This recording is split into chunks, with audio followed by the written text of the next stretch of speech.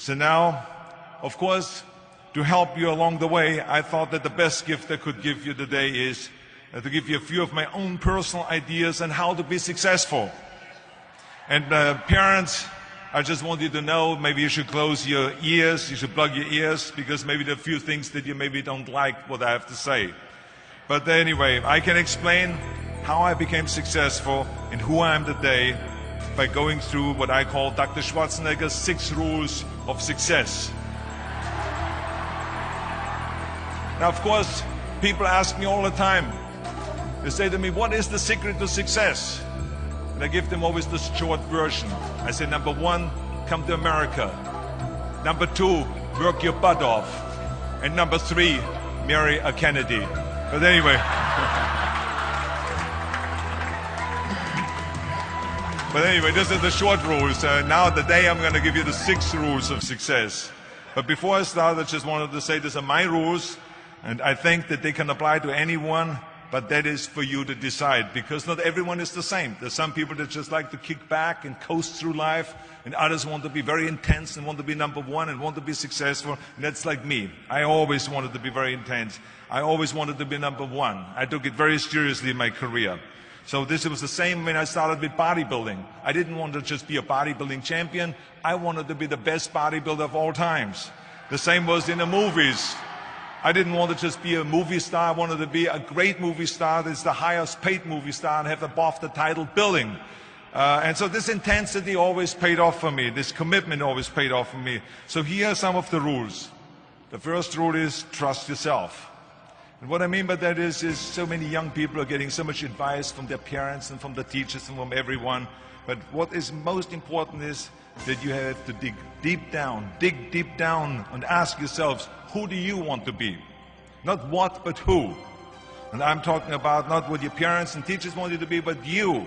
I'm talking about figuring out for yourselves what makes you happy, no matter how crazy it may sound to the people. I was lucky growing up because I did not have the television, or I didn't have telephones, I didn't have the computers and the iPods. And of course, Twitter was then something that birds did outside the window.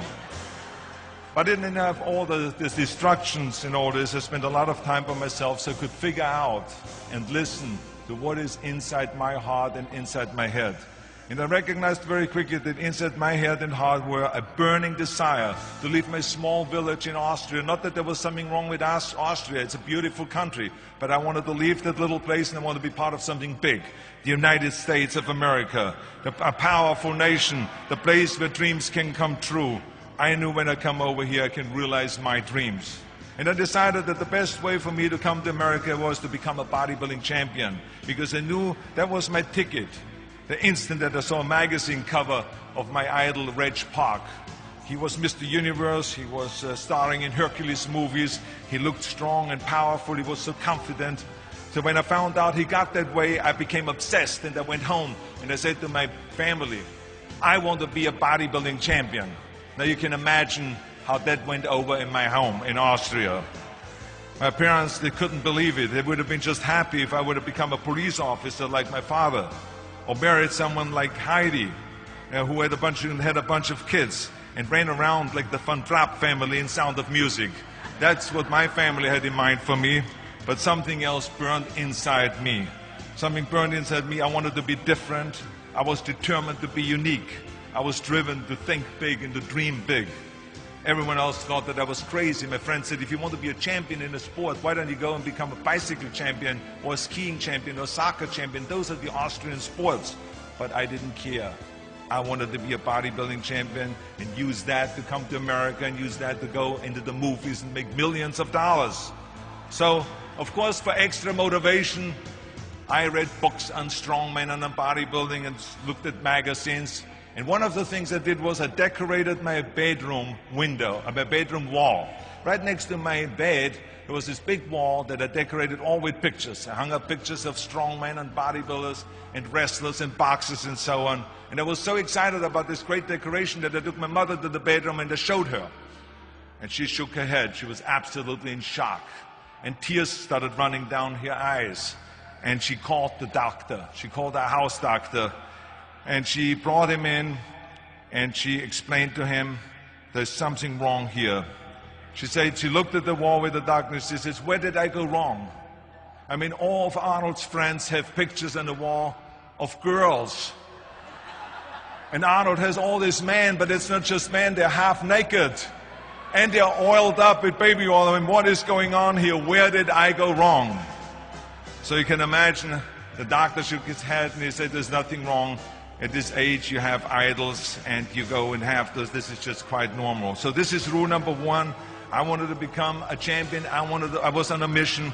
So rule number one is, of course, trust yourself no matter how and what anyone else thinks. And of course, rule number two is break the rules. We have so many rules in life about everything. I say break the rules, not the law, but break the rules. My wife has a t-shirt. My wife has a t-shirt that says, well-behaved women rarely make history. Well, you know, I don't want to burst her bubble, but the same is true with men. It is impossible to be a maverick or a true original if you're too well-behaved and don't want to break the rules. You have to think outside the box. That's what I believe. After all, what is the point of being on this earth if all you want to do is be liked by everyone and avoid trouble? The only way that I ever got any place was by breaking some of the rules. After all, I remember that after I was finished with my bodybuilding career, I wanted to get into acting and I wanted to be a star in films. You can imagine what the agents said when I went to meet all those agents. Everyone had the same line that it can't be done. The rules are different here. Just look at your body. You have this huge, monstrous body, overly developed, that doesn't fit into the movies. You don't understand. This was 20 years ago, the Hercules movies. Now there's the little guys that are in. Dustin Hoffman, Woody Allen, Jack Nicholson, before he gained weight, of course, that is. But anyway, those are the guys that were in. And the agent also complained about my accent. He says, no one ever became a star with an accent like that, especially not with a German accent. And yes, I can imagine with your name, Arnold Schwarzenegger or whatever the name is, on a billboard. Yeah, that's going to draw a lot of tickets and sell a lot of tickets. Yeah, right. So this is the kind of negative attitude they had, but I didn't listen to those rules. Even though they were very nice and they said, look, we can get you some bit parts. We can get you to be, playing a wrestler or a bouncer. Oh, maybe with your German accent, we can get you to be a Nazi officer in Hogan's Heroes or something like that. But, I didn't listen to all this. These were their rules, not my rules. I was convinced I could do it, that if I worked as hard as I did in bodybuilding, 5 hours a day, and I started getting to work, I started taking acting classes, took English classes, took speech classes, dialogue classes, accent removal classes I even took. I remember running around, a fine wine grows on a vine. You see, because Germans had difficulties with the F and the W and the V. So fine wine grows on a vine. I know what some of you now say is, I hope that Arnold got his money back. But let me tell you something. I had a good time doing those things and it really helped me. And finally, I broke through. I broke through and I started getting the first parts in TV, streets of San Francisco. Lucille Ball hired me. I made Pumping Iron, Stay Hungry. And then I got the big break in Conan the Barbarian. And there the director said, if we wouldn't have Schwarzenegger, we would have to build one. Now think about that. And then when I did Terminator, I'll be back. Became one of the most famous lines in movie history, all because of my crazy accent.